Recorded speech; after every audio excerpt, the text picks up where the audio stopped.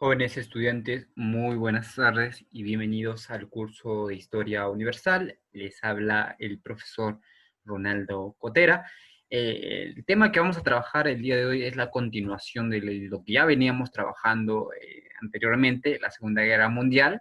Vamos a empezar hablando acerca del desarrollo ya o del desenlace de la guerra, ¿no? Para ello vamos a vamos a abarcar solamente desde el año de 1939 a 1940, ¿no? Que básicamente pues el inicio eran pues las victorias alemanas.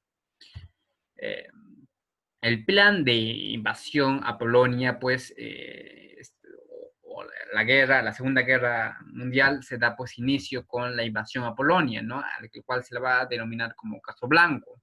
Este pues va a ser un éxito por parte de los alemanes, ya que se van a encontrar pues con una escasa resistencia polaca, al cual pues va a sorprender a todos, ¿no?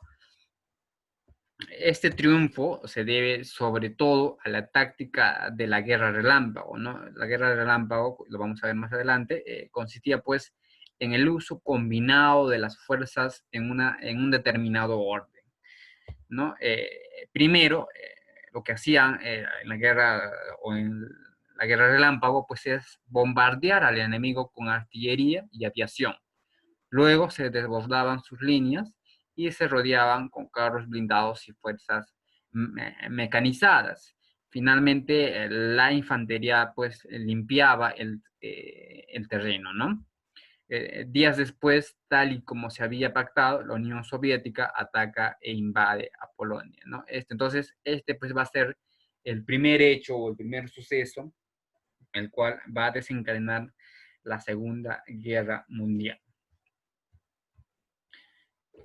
A finales ya de 1939, la frontera este de Alemania apenas estaba definida, pero Francia y Reino Unido no atacaron. Muy temerosos ellos deciden pues estar impacientes, ¿no? Estaban pacientes con lo sucedido, ¿no?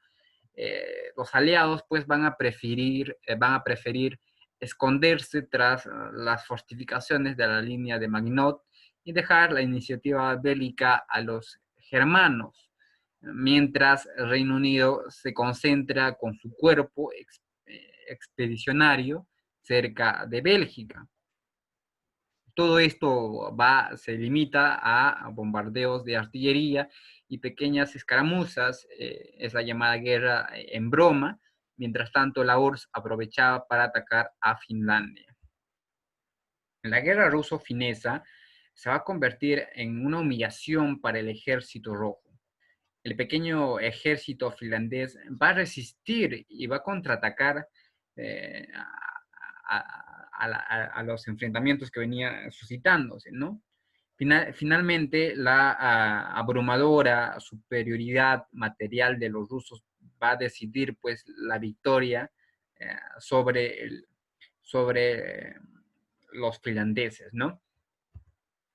Y también en abril se va a firmar la paz, donde Finlandia va a perder todos sus territorios, pero conserva su independencia, ¿no? O sea, pierde sus territorios, pero sigue siendo parte de ellos. Entonces es preciso mencionarles estos hechos que van suscitándose a finales del siglo de 1939. Ese mismo mes, los alemanes se van a adelantar al plan aliado de la ocupación de Noruega y el ejército alemán decide pues invadir ese país y Dinamarca, por supuesto. Ya para mayo se va a acabar la guerra en broma en el frente occidental cuando Alemania decide pues atacar a Holanda, a Bélgica y Francia, ¿no? Ese se le va a conocer como el Plan Amarillo. La guerra, pues, la guerra del relámpago de nuevo le da la victoria de Wehrmacht, estamos hablando del ejército alemán, ¿no? Entonces, la misma estrategia que utilizó contra Polonia, pues, le va a servir justamente para atacar nuevamente a Holanda, Bélgica y Francia, conocido como el Plan Amarillo, ¿no? Esta estrategia muy utilizada por el ejército rojo o por el ejército alemán pues va a rendir frutos al inicio, ¿no? El plan alemán va a consistir, pues, como ya lo mencionaba, sorprender a los aliados entrando por el bosque de las Ardenas en Bélgica. Luego, pues, giraban hacia el Atlántico y rodearon a las fuerzas aliadas en Bélgica. El éxito de las divisiones Panzer supondría la consagración de los militares como Guderian y Rommel, ¿no? Entonces, la estrategia que utilizaba el ejército alemán era pues una estrategia muy concurrente.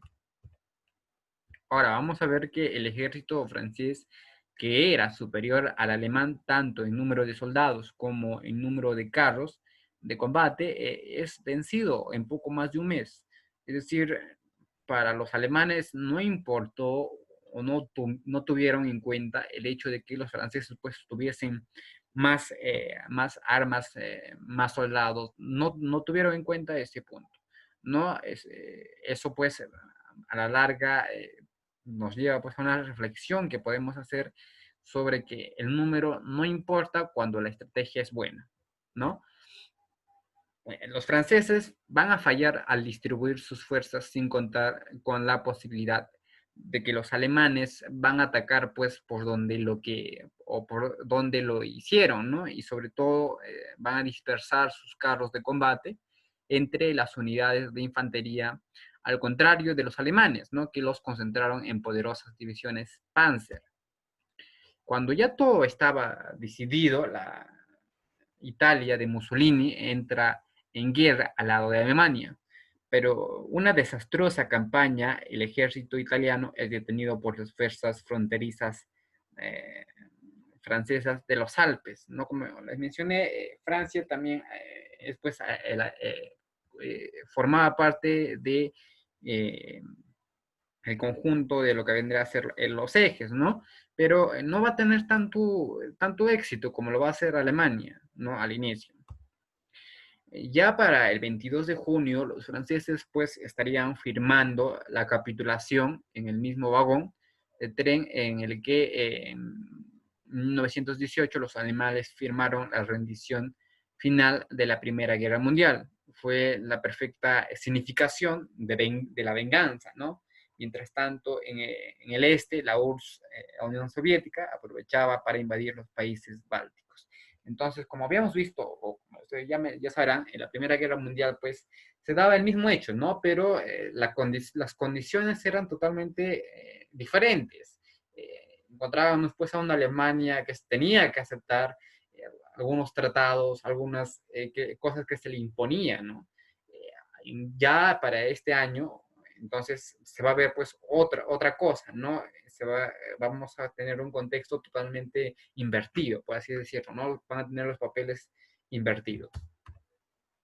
La derrota francesa va a suponer el fin de la Tercera República y va pues, a dar paso a la aparición del régimen colaboracionista de Vichy, ¿no? Dirigido por el héroe de la Primera Guerra Mundial, el general Pétain, ¿no?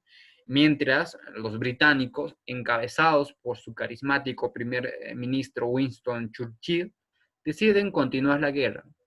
Entonces es el comienzo de la batalla de Inglaterra.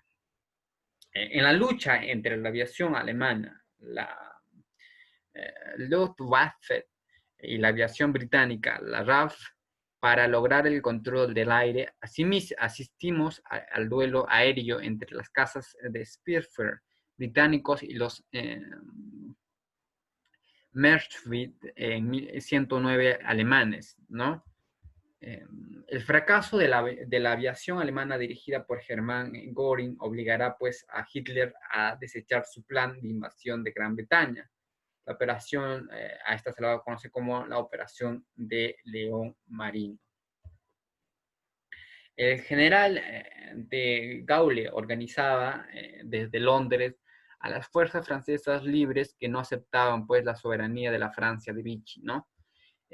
La Francia libre se iría pues apoderando progresivamente del control de la mayor parte del extenso imperio colonial francés. para evitar que los alemanes se apropien de la poderosa flota francesa, los británicos atacan y hunden a la mayor parte en la batalla de Malzakavir, ¿no? En septiembre ya de 1940, Alemania, Italia y Japón, que acababan de ocupar la Indochina francesa, firman el pacto tripartito, ¿no? Entonces, ahí vemos en imágenes a los tres representantes o los tres aliados de lo que vendría a ser la eje, ¿no? Que estaba conformado por Alemania, Italia y Japón, firmando pues un pacto, ¿no? Este pacto pues se repartían zonas de influencia y se comprometían pues a defenderse mutuamente en ese caso o en el caso de, ataque, de un ataque exterior, salvo que se tratase pues de la URSS o de la Unión, perdón, de la Unión Soviética o de países que ya en guerra como Reino Unido o Francia Libre, ¿no? Entonces, es preciso mencionarles también de que recordaremos que Hitler pues tenía pues una cierta eh, determinación sobre el partido o la Unión Soviética, ¿no? Tenía pues un cierto rechazo, pero a raíz o a consecuencia de todos los sucesos que ya hemos visto anteriormente, decide hacer un tratado de no agresión con la Unión Soviética. Entonces, va pues a hacer también que sus aliados como Italia y Japón respeten ese tratado, ¿no? Entonces, vamos a ir conociendo más adelante cómo pues este tratado va a romper de alguna forma. Recuerden que recién estamos abarcando el 39 al 40. Más adelante vamos a ir conociendo un poco más. Para ese entonces, la Italia va a actuar por su cuenta y en octubre intenta invadir y va a intentar evadir Grecia, ¿no? Los griegos no solamente van a resistir, sino van a contraatacar, ¿no? Entonces, va a haber pues la intención de Italia por invadir a los griegos. Además, la flota italiana pues es derrotada por la británica en Tarento, por lo que Londres controla las comunicaciones por el Mediterráneo gracias a sus bases en Gibraltar, en Malta y Alejandría. Entonces, como les venía mencionando, pues Italia no va a tener tanto protagonismo como Alemania, ¿no?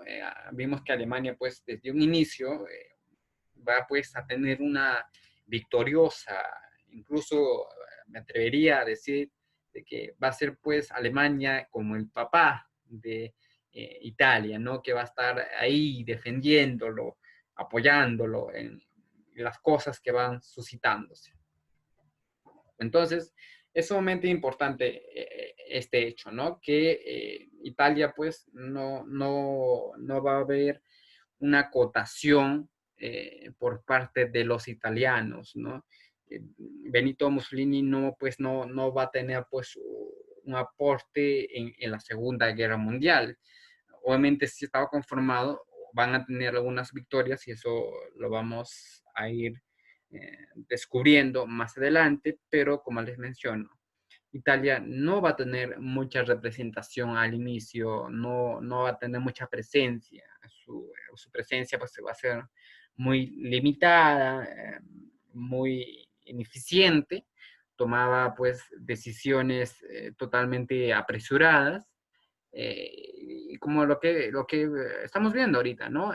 Que por, por tomar una decisión propia, eh, la decisión de invadir a los griegos, no solamente pues pierden, sino también son masacrados, ¿no? Esto pues obviamente va a provocar que de alguna u otra forma Alemania pues tenga una cierta distracción para que Italia esté con sus constantes injerencias, ¿no? Bueno, chicos, entonces eso es lo que vamos a trabajar en esta semana. Vamos a trabajar desde el año 1939 a 1940. Entonces, la siguiente clase estaremos avanzando en los 2 próximos años. Bueno, chicos, hasta aquí la clase del día de hoy. Espero que les haya gustado. Nos vemos en la siguiente semana.